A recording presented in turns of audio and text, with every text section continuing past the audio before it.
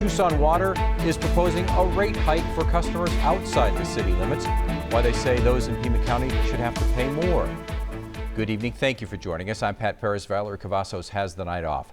That hike could range from a 10% increase all the way up to 50%, and it could depend on how much you use. 9 on your side's Luz Delia Caballero breaks down the plans and why city leaders say the rate increase is needed.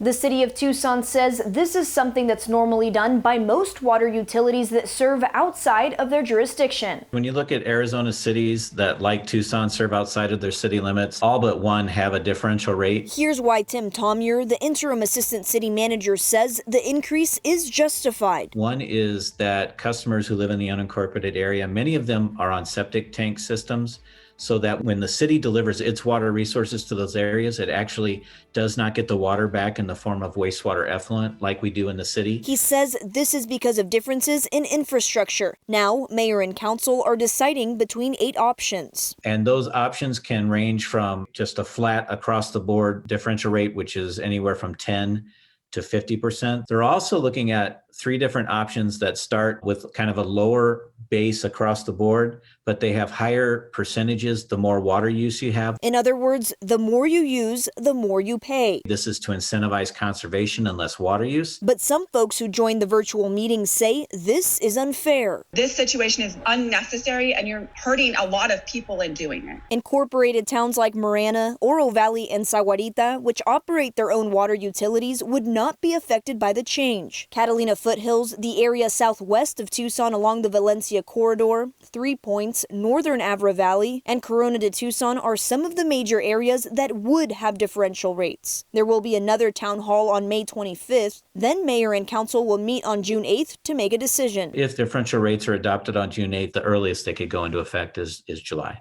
Luz Delia Caballero, KGAN 9 on your side. Now for some perspective, how exactly do you read your water bill when you get it? Well, the most common way water is measured is in units as gallons or CCF. 1 CCF is equal to 748 gallons. The EPA says the average American uses around 88 gallons of water per person per day in a household. But in drier areas of the country like ours, more water is used. Many utility companies also use a combination of rate types to charge for water coming into a home, including drought rates.